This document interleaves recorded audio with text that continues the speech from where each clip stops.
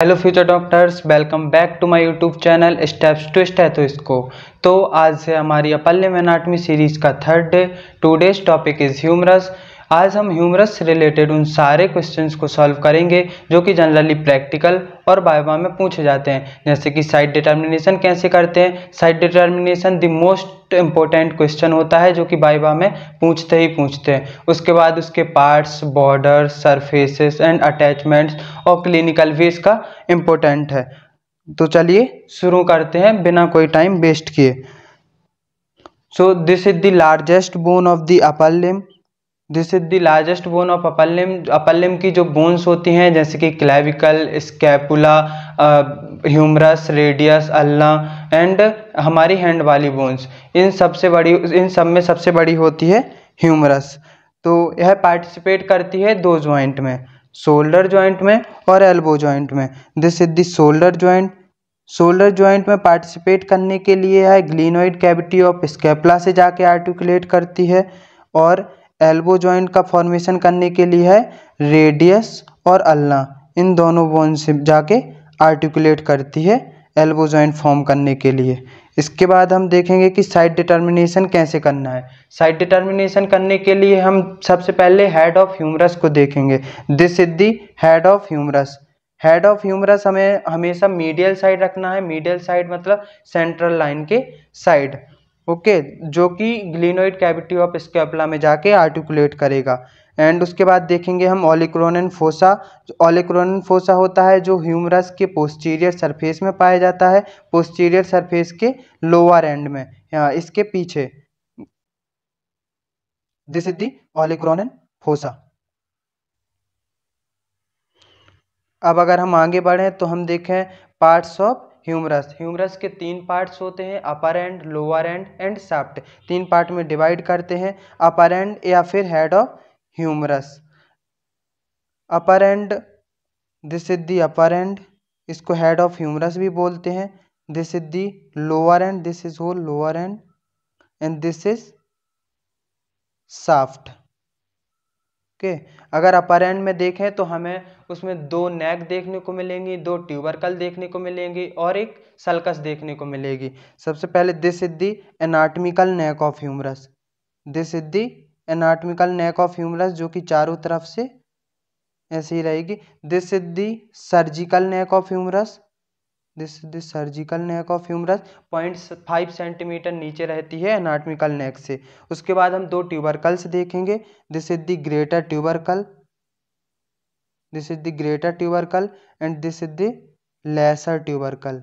यह lesser tubercle है, और दोनों ट्यूबरकल के बीच में एक सल्कस देखने को मिलेगी। सल्कस मतलब एक ग्रूव होती है, इसको इंटर ट्यूबरकुलर सल्कस बोलते हैं, या फिर इसका नाम बाइसिपिटल ग्रूव भी होता है। बाइसिपिटल ग्रूव इसलिए क्योंकि इसमें बाइसेप्स ब्रेकियाई जो मसल होती है उसका टेंडन यहाँ से पास करता है। उसके बाद देखें तो this is crest of greater and lesser tubercle. This is the crest, this is the crest of greater tubercle, and this is the crest of lesser tubercle. इसके बाद आते हैं हम लोअर एंड ऑफ ह्यूमरस पे।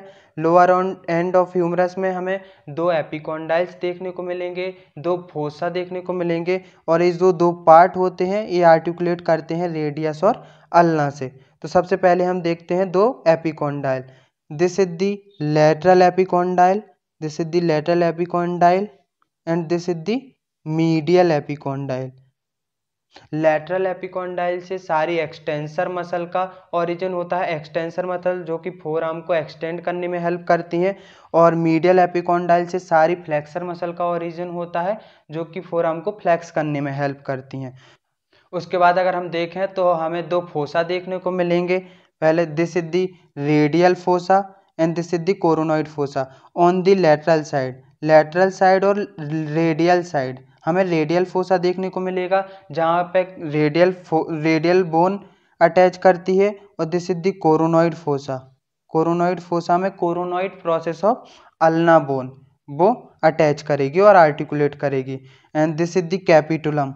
ये जो lateral side होता है इस पार्ट को कैपिटुलम बोलते हैं, और जो मीडियल साइड होता है इसको हम ट्रोक्लिया बोलते हैं। ये पुली के जैसे काम करते हैं जब एल्बो जॉइंट फॉर्म होता है, तभी हम अपनी फोर आर्म को फ्लेक्स एंड एक्सटेंस कर पाते हैं। अब हम लोअर एंड का पोस्टीरियर साइड देखें तो हमें ओलिकोरोनियन फोसा देखने को मिलता है, जो कि साइड डिटर्मिनेशन के लिए बहुत ही ज़्यादा इंपॉर्टेंट होता है। This is the olecranon fossa. Now come to the shaft. Shaft is long and cylindrical. This is shaft. This is shaft. ये लॉन्ग होता है, सिलेंड्रिकल होता है। इसके बाद अगर हम शाफ्ट में देखें तो बॉर्डर्स, इसकी 3 बॉर्डर्स होती हैं, 3 सरफेसेस होती हैं। Borders anterior border, medial border and lateral border. Anterior border, medial border and lateral border. Okay, इसके बाद सरफेसेस भी 3 होती हैं, anteromedial, anterolateral and posterior. देखिए, this is anterior, this is medial and this is lateral. तो फिर इसके anterior और मीडियल के बीच का सरफेस हुआ antero medial surface, and anterior और लैटरल के बीच का हुआ antero lateral surface. Antero lateral surface, ठीक है, एंटीरो मीडियल, एंटीरो लैटरल। इसके बाद देखें पोस्टीरियर सरफेस, तो पोस्टीरियर सरफेस कहाँ होगा? लैटरल बॉर्डर और मीडियल बॉर्डर के बीच में। अगर हम इसको पलट के देखें तो ये आ जाएगा लैटरल बॉर्डर, ये आ जाएगा medial border. This is lateral, this is medial. तो इसके यहाँ होगा पोस्टीरियर सरफेस, यहाँ होगा पोस्टीरियर सरफेस। ओके, बाकी मैं 3D दिखा दूंगा। इसके बाद this is deltoid tuberosity. This is deltoid tuberosity. On the posterior side deltoid tuberosity होती है लैटरल एस्पेक्ट पे। This is radial groove, radial groove होती है। This is radial groove, radial nerve के लिए होती है। और डेल्टॉइड ट्यूबरोसिटी पे आके अटैच होती है हमारी डेल्टॉइड मसल। अटैचमेंट्स में आए तो अटैचमेंट्स देखें, एंटीरियर सरफेस पे अटैचमेंट देखें। सबसे पहले हम आते हैं अपर एंड में। अपर एंड में क्या क्या होता है? 2 ट्यूबरकल्स होते हैं, 2 नेक होती हैं और एक सल्कस होती है। सबसे पहले देखते हैं ग्रेटर ट्यूबरकल के अटैचमेंट। ग्रेटर ट्यूबरकल पे होते हैं, देखो, सुप्रास्पाइनेटस मसल का इंसर्शन, सुप्रास्पाइनेटस मसल। उसके बाद लेसर ट्यूबरकल पे देखें तो लेसर ट्यूबरकल पे सब स्कैपुलरिस मसल का इंसर्शन होता है।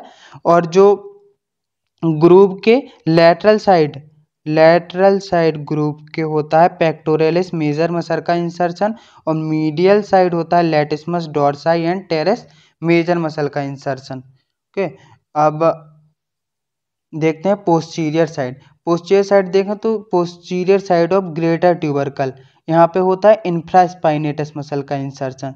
This is infraspinatus muscle insertion and this is teres minor muscle insertion.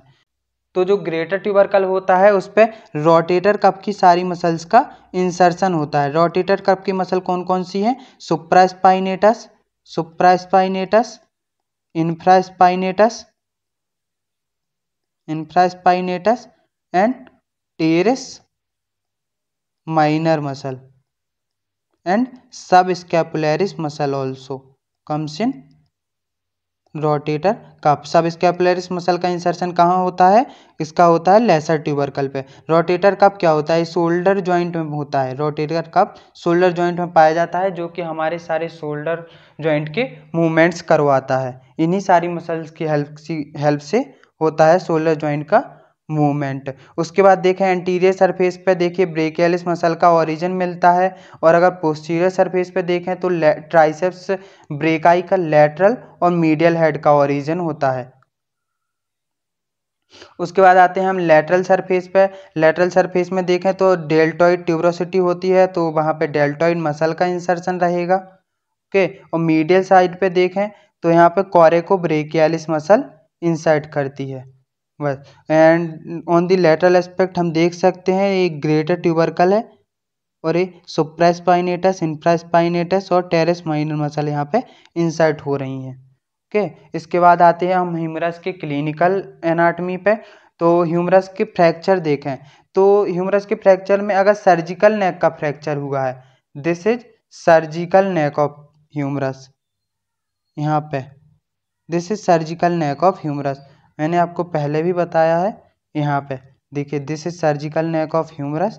तो अगर यहाँ का फ्रैक्चर होता है तो इसमें एक्सिलरी नर्व डैमेज होने का सबसे ज़्यादा चांस रहता है। एक्सिलरी नर्व क्या करवाती है? डेल्टॉइड मसल को सप्लाई करती है। अगर डेल्टॉइड मसल की सप्लाई बंद हो जाएगी तो डेल्टॉइड मसल का पैरालिसिस बंद हो जाएगा, जिसकी वजह से शोल्डर मूवमेंट अफेक्ट होंगे। उसके बाद आते हैं मिड शाफ्ट फ्रैक्चर पे। मिड शाफ्ट फ्रैक्चर में क्या होती है, मिड शाफ्ट में क्या होता है, रेडियल ग्रूव। देखिए दिस इज रेडियल ग्रूव, ये कहाँ है, शाफ्ट पे प्रेजेंट है। अगर मिड शाफ्ट फ्रैक्चर हुआ, मान लेते हैं यहाँ से अगर बोन फ्रैक्चर हो गई, तो जो रेडियल ग्रूव है वहाँ पे होती है रेडियल नर्व। रेडियल नर्व अगर डैमेज हो जाएगी तो क्या होगा, wrist drop, wrist drop. This is the most important question of viva. Viva में सबसे ज़्यादा पूछा जाता है रिस्ट ड्रॉप किस नर्व की इंजरी की वजह से होता है। उसके बाद आते हैं लोअर एंड के फ्रैक्चर में। लोअर एंड पे क्या होता है, लोअर एंड में अगर फ्रैक्चर हुआ तो उसके लोअर एंड में मीडियल साइड पे अल्नर नर्व होती है, अल्नर नर्व यहाँ से निकलती है। आपने देखा होगा जब भी हम एल्बो जॉइंट में चोट लगती है तो सेंसेशंस आते हैं, वो अल्नर नर्व की वजह से होते हैं, funny sensations. This is the because of ulnar nerve, और इसकी वजह से अल्नर नर्व डैमेज हो सकती है। और अल्नर नर्व बहुत सारे स्ट्रक्चर्स को क्या करती है, सप्लाई करती है, जिसकी वजह से मसल पैरालाइज हो जाएंगी, जिसकी वजह से मूवमेंट हमारे अफेक्टेड होंगे। So this is all about humerus. अगर आपको मेरी वीडियो अच्छी लगी हो तो please like, comment and subscribe जरूर कीजिए। और आपको अगला वीडियो किस टॉपिक पे चाहिए वो आप कमेंट करके बताइए, मैं अगला वीडियो बनाऊंगा। तो मिलते हैं नेक्स्ट वीडियो में। Thanks for watching my video.